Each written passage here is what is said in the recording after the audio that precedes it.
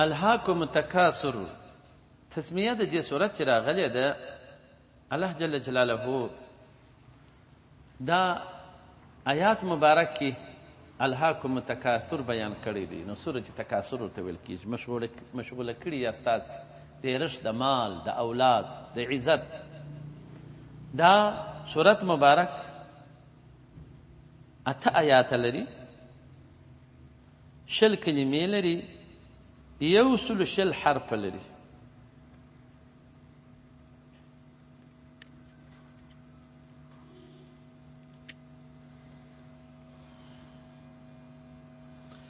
او داسې حدیث شریف هم د دې په فضیلت کې امام حاکم او بیهقي را نقل کړی دي. و نبي علیه السلام مبارک وفرمایل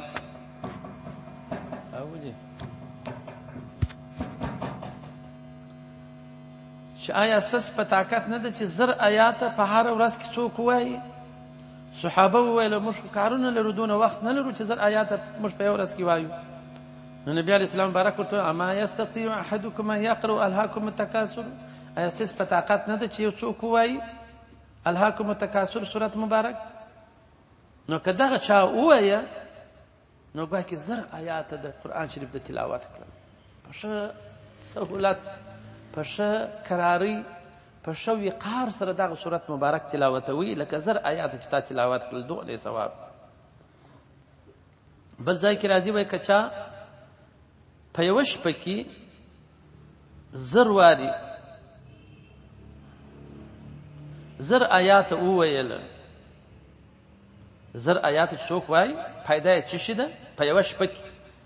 لقي الله وهو ضاحک فی وجهه، د خدای پاک سره به دی داسې حال کې مواجه سي، مخامخ به سي، دی به خندا به په مخ کې موجوده وي.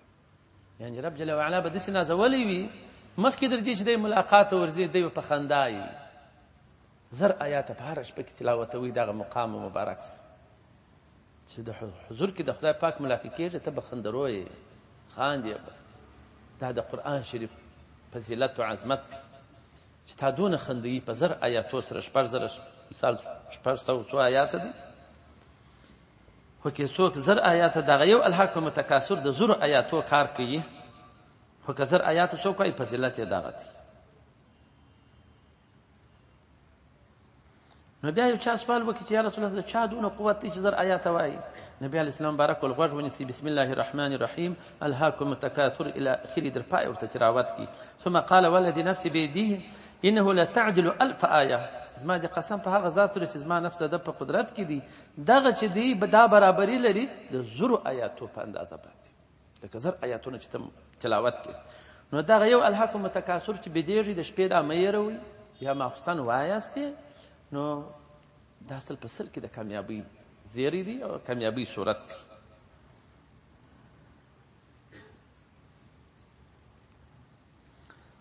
او د دې پر برابرۍ نو احادیث مبارکه هم دي. نبی علیه السلام مبارک صلی الله علیه و آله وسلم فرمایي چې پر ما باندې نازل شوی دی دا سورت چې الهاکم التکاثر،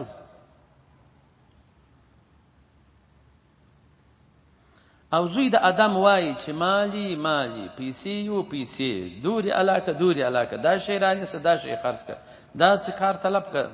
وهل لک من مالک، معنا نه دی ستا د مال څخه الا ما اکلت فامنیت، چې تا وخوړل خلاص ول دا ستا مال دی، بس دغه ستا کیږي. او ما لبس فابلا، واجب واستل زاړه سول، او تصدق یا د خیرات کړل فابقى، تا ته بقا پیدا کړ په آخرت کې ورته ذخیره سوه. وما سوا ذلک نور د دې څخه فهو ذاهب وتارکه للناس، هغه خلکو ته پاتېږي، نور به کار به خلاصېږي.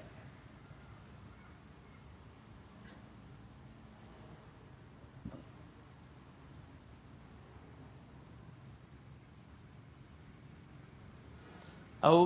دا صورت مبارک چې بیا بیخي ډېره ګټه څوک پرې اخیستی سي، نو چې وایي ژاړي، ورته ژړا کوي خدای پاک ته، دا بیا بیخي نبي علیه السلام مبارک وایي د دې ثوابونه بیخي ډېر دي چې دغه صورت مبارک وایي او ورسره ژاړي.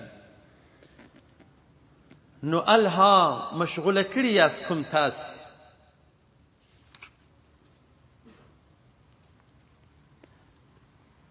التکاثر ډېرش د مالو د اولادو د کومکګرانو بایګاټانو او په کثرت سره د مالو د دې او حاصلول د دې تاسو مشغوله کړي یاست د اطاعت سره د الله جل جلاله او د عمل سره د آخرت. وای مولوي صاحب ګرد د ورځ په دکان کې زغلو ورځغلو ماښام چې بالانو موږ هم ستړي یو بالا ماخستن موږ نس کولی هغه سهار موږ پاتې د ماخستن موږ پاتې بالا بیدس جماعت ته نه راوځي. وای موږ ګرد د ورځ ستړي نو دا خو مشغولتیا د دنیا کې تا د عمل سره د آخرت ادي ځان شاته کړی دی. یو څوک ځان نوکي فارغ کوي د دنیا څخه ښه عبادتونه هم ورسره کوي او یو څوک یو مخ یې ځان ورله کړي. نو دغه خلکو په حق خدای پاک فرمایي چې مشغوله کړي استاسې تکاثر او ډېرښت د مال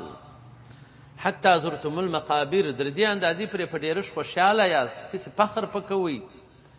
په دې خپلو اموالو اولادو باندې.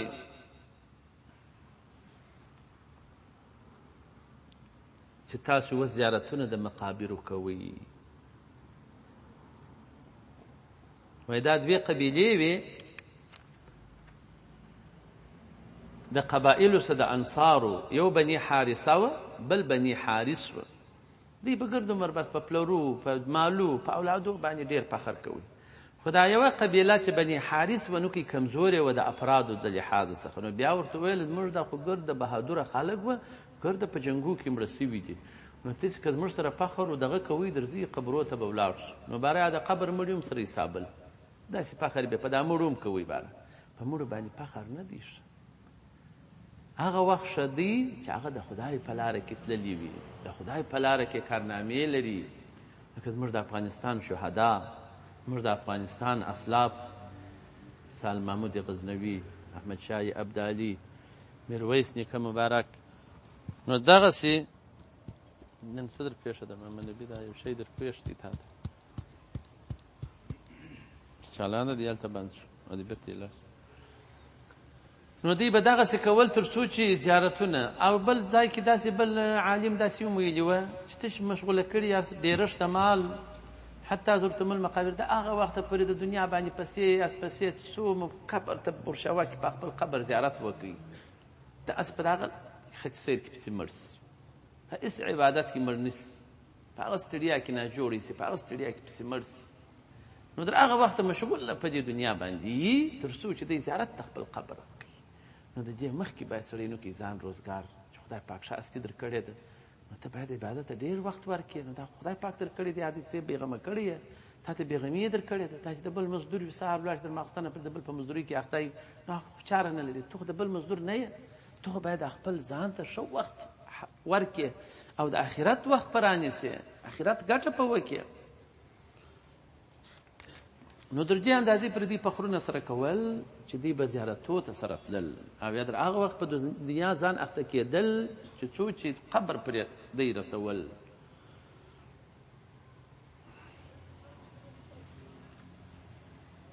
امام بخاري مسلم ترمذي نسائي ټولو د حدیث را نقل کړی دی.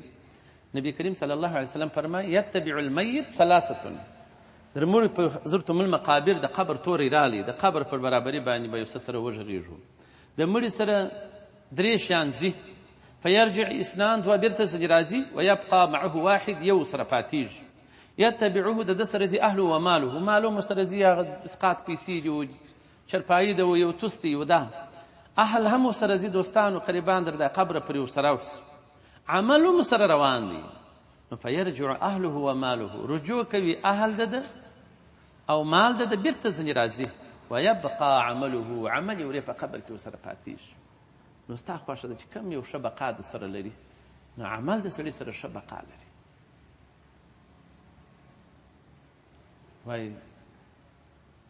وایي د تا له غم دې ښه دی جانانه ته کله یې کله نه یې غم دې تل را سره وینه. هم دغه ته اشاره ده دا عمل ته اشاره ده چې د دنیا اشنایان دا کله یې کله نه خو غم یې تل را سره وي چې هغه عمل د انسان دی هغه نه جدا کېږي د سړي څخه. نو خدای دې موږ تاسې دې ته متوجه کړي چې د خپلو اعمالو اصلاح راولو او دغه عمل ښایسته کړو او د ښایسته عمل سره دې خدای پاک خپلو قبرو ته بوسي او د قبر سم چاره نشته چې موږ تاسې پر ځان نه برابرو. دا قبر وایي دا انسان په خپل ځان نه برابروي. پلانکی مړ شو پلانکی مړ شو دی داسې زړه ته نه چېرېږي چې زه مړ کېږم. دا د دنیا لذتو خندو خوښیو ټینګ نیولی د قبر و خواته میلان نه کېږي در سره. او په قبر کې خپل ځان نه حسوي چې دغه عمل به زما سره ملګری وي نو باید زه خو د خپل عمل ښایسته کړم درست یې کړم. نو وایي دغه فکر د ځانه څخه لرې کړه چې هر څوک مړ شي چې زه مړ کېږم. دا ولې دی داسې کوي؟ دا ولې دی خپل ځان نه ګڼي په مړو کې چې هر څونه سپین ږیري د هغه ترتیبات آینده در ځوانانو ډېر وي. نو هغه په دې وجه امام احمد دا حدیث را نقل کړی دی بخاري و مسلم. انس رضی الله عنه وایي نبی کریم صلی الله علیه وسلم وفرمایل یحرم ابن آدم زړیږي زوی د آدم ويبقى معه اثنتان د سره باقي پاتې کېږي دوه شیان الحرص والعمل. حرص یې ډېر وي په دنیا کې چې بس یې را ډېره کړم که نه دغسې یو ملایان هم ځان درته پاکوو موږ هم حرص دنیا ته ډېر دي چې موږ هم همداسې درلودی دغسې مو کارونه سم وای داسې وای داسې وای. دا حرص موږ هم لرو. والعمل او غټ امیدونه. انسان زړیږي مخ د قبر پر خوا ځي هره شپه چې تېرېږي د عمره څخه زموږ کمښت راځي. اوس او تې داسې تېرېږي لکه ورځ چې دا یوه جمعه چې رسوي بیا بل هفته راغلي عمر ولاړی بالا بیا دا زوړښت موږ ته راغلی دا او تې زوړښت د میاشتې زوړښت د کال خو نو غټ زوړښت چې دا هر کال تېرېږي میاشت تېرېږي هفته تېرېږي ورځ تېرېږي شپه تېرېږي زموږ زړېږو ژوند مو زړېږي مګر حرص و غټ امیدونه را پکښې ځوانه کېږي. ځوان حرص مو پر مال وي حرص مو پر دا ژوند وي. دا ځوانان یې د ژوند په قدر نه دا موږ کلان زغلي په دا بازار کې بس په داخلو کې په دې نه دي بند چې اوس ما ورش په قدر یې نه پوهېږي. او یو سپین ږیری سړی پر موټرسایکل ناست کرارې چلی یا بغل یې اخیستی چې وایي غزار نسي حرص یې پر دا ژوند باندې ډېر وي در ځوان. او زیارت د قبرو چې دی دا په اول سر کې د اسلام نبي علیه السلام مبارک صلی الله علیه وسلم منع ځینې فرمایلی وه چې تاسې مه ورځئ. اول سر خلک نه پوهېدل جاهلیت پر وخت به په رقم به زیارتونه کول. وروسته نبي علیه السلام مبارک به اجازه وفرمایله کنتم نهیتکم عن زیارة القبور. زه وم پخوا ما تاسې منع کړي وه د زیارتو څخه د قبرو نو فزرو القبور زیارت کوئ د قبرو فانها تزهد فی الدنیا وتذکر الاخره. تاسې د دنیا کې زهد راولي د دنیا سمنو کې کالي ځینې راټولېږي په زیارتو سره د قبرو او آخرت مو در په یادېږي نو په دې وجه تاسې زیارتونه کوئ. الا فزروها بل حدیث کې راځي کنتم نهیتکم عن زیارة القبور الا فزروها زیارت کوئ فانها ترق القلب زړه نرموي وتدمع العین د سترګو اوښکې رابهوي وتذکر الاخره آخرت په یادوي. نو دغه زیارت وای روا دی زموږ په مذهب مسنونه طریقه ده څوک یې مستحب بولي او څوک یې سنت طریقه بولي ځکه نبي علیه السلام بارک کړي دي زیارتونه یې ته تللي دي. نو دا وایي سنت طریقه ده چې سړی به زیارت کوي خو البته چې دا ستا زیارت کول ملګري د منکراتو سره نه وي لکه خلطیت د نر و ښځو فتنې ګناوې او نواح دا لوی لوی چیغې چې وي زما پلانکی زما غټ سترګې ځوانه زما داسې زویه داسې کوکارې چې کښلي وي دغه شیان نه وي په زیارتو کې.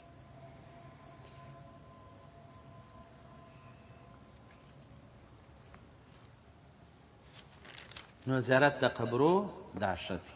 بلکې زیارتونه د اولیاو و انبیاو بیخي ښه دي. او بل چې ته د یو ولي په ژوند کې څنګه زیارت کوې په مرګ کې به هم دا رقم کوې. څونه عزت و تعظیم و ادب چې د ده په ژوند کې ته د ده سره کوې په مرګ کې بیا هم ورسره کوې. په دې کې موږ دلیل څه دی د ټولو مسلمانانو مور عایشه رضی الله تعالی عنها وایي پخوا زما په خونه کې خو د نبي علیه السلام بارک روضه ده بیا د هغه وروسته زما پلار ابوبکر رضی الله ورسره ښخ شو نو زه به د خپلې خونې ته ورتللم دغسې یو مې پلار دی یو مې خاوند دی نو په وړنې به مې نه وو اکثره وخت هغسې به دا خونه ورننوتلم دا زیارت ته به ورغلم بېرته به راووتلم نو په کور کې دا زیارت منګه کوم وخت چې عمر رضی الله تعالی عنه ښخ شو وایي بیا زه سرتور سر نه یم ورننوتلی دا خونې ته مګر ما به خپل غټ پوړنی پر ځان ټینګ راپېچلی و چې دا عمر رضی الله تعالی عنه د دې څخه محرم نه و خو هغه پلار و هغې خاوند نو ګوره هغه مړه وه مګر دې بیبي هغه تعظیم و عزت ستر حجاب اداب مراعتوله چې څنګه په ژوند کې نو هر زیارت چې څوک ولاړ شي د ولي زیارت ته ولاړ باید اداب وساتي د په ژوند کې ته د هلته د مخ ته سګرېټ څکوې نه څکوې نو اوس یې ولې څکوې کم اداب چې په ژوند کې ورسره کوي هغسې به په مرګ کې هم ورسره کوي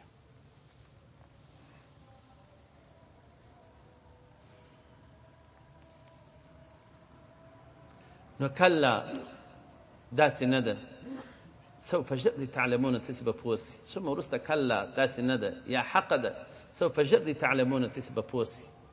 کله حق ده لو تعلمون که چیرې تاسې پیدلی علم الیقین په علم و یقین سره نو تاسو به د دنیا په امورو باندې ځانونه نه وای مشغوله کړي چې تاسې د قبرو پرې ځغلی نو بیا حق ده په علم الیقین سره که چیرې تاسې پوه سي نو بیا به تاسې مشغولتیا کړې نه وای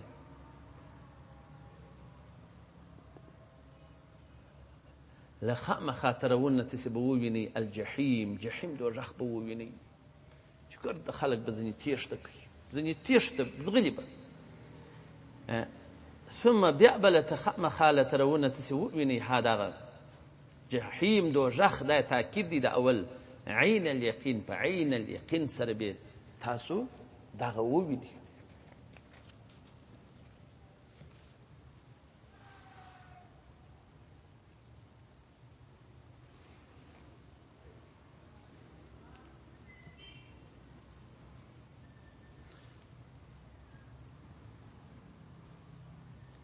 وعمر رضی الله تعالی عنه ویله چې دا خو وروسته بیا راځي چې د نعمتو څخه سوال الله جل جلاله کوي د نعمتو څخه ثم وروسته لتسألون سیس به سوال وسي یومئذ په دغه ورځ کې د قیامت عن النعیم د هغه نعمتو څخه چې تاسې په دنیا کې ګټې پرې اخیستې دي تاسې د عمله څه د آخرت مشغوله کړي وایي نو د دې سوالونه به ستاسو څخه الله جل جلاله بیا وکړي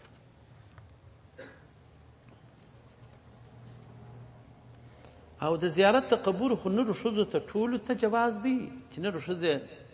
ټوله ولاړ سي خو ډېرو علماو بیا داسې چې زیارت تو چې ځوانانې ښځې ځي پر دې لعنت د خدای پاک وریږي او کم وخت چې نور علما بیا وایي چې فتنه نه وي که مشکل نه وي یوازې ښځې وي خو ولاړې دې سي زیارت یې وکړي چې نارینه و خلطیت نه وي بېستري وي بېحجابي نه پکښې راځي او که چیرې دغسې فتنه خپرېدل بیا نو هېڅ جواز نشته چې دوی دې د باندې ووسي او دا چې پر قبر باندې قبر سړي ته آخرت ور یادوي وایي علاج د زړه درې امور دي اطاعت الله جل جلاله دی او ډېروالی د یادول د مرګ دی چې زه مړ کېږم زیارت ډېروالی خپل مرګ یادوي چې مړ کېږم ځکه حازم لذات هغه خوندونه در ختموي دا مرګ یاد او زیارت القبور اموات المسلمین د امواتو د مړو د مسلمانانو بلکې دا خدا دی د انبیاو او اولیاو د زیارتو د بیا مستحب او ښه عمل دی نو په دغه سره زړه صفا کیږي دا چې الله جل جلاله د خلکو څخه سوال کوي په ورځ کې د قیامت عن الوان النعیم فی دنیا هغه رنګونه د نعمتو په دې دنیا کې دا ښایسته بنجڼان دا مستې دا یخ شلومبې یخیان بادرنګ نعناوي دا شان څونه خوندونه دي څونه خوندونه موږ اخلو دا غرمه غرمه پر دې ډوډۍ باندې ماښام بیا دغسې نعمتونه رقم رقم رنګونه دا یخ یخ سایې دلته سایې په هغه وخت کې اوس نو دا کولران دا پنکې دا ایسیانې خانان خلک لا ایسیانې لري زموږ دا ټک ټک بازار کولران دي څنګه یخ باد کوي څنګه ښه سایه مو په جوړه کړې وي یخ په قرطبي دوی او د هغه رقم مسکنونه د سړي څنګه ښایسته خونې مو دي چې نه څري دي نه موږک پکښې کې دي نه هېڅ شی پکښې کې دي صفا خونې مو دي پر دې په راځړېږي والاشجار درختې ښه باغونه لرو درختې لرو وطیب الحیات او ښه ژوند چې په خپل ژوند کې نه ناجوړه یې نه غمزده یې نه بندي یې نه د چا دي در باندې نه دي پر چا باندې دي نه د چا دعوه در پسې ده دا طیب العیش د دې سوال خامخا رب جل وعلا کوي والصحت و دا صحت ستا چې په صحت کې څونه ښه صحت خدای پاک در کړی دی دې سوال د څه کوي والفراغ دا فارغوالی چې ښه فارغ یې فراغت خدای پاک در کړی دی ولې عبادت ته خدای پاک نه پکښې کوي د دې سوال د څه کوي والامن امن و امان چې سړی په امن و امان کې ژوند کوي دا هم یو لوی نعمت ته رب جل وعلا دی چې امن و امان کې ولې د خدای پاک عبادتونه نه کوي نو څه بیره نشته شی نشته او دغه رقم الله جل جلاله ته مستور کړی یې د ګناوي کوي خو بیا هم ستر کړی دا مې یو نعمت ته خدای دی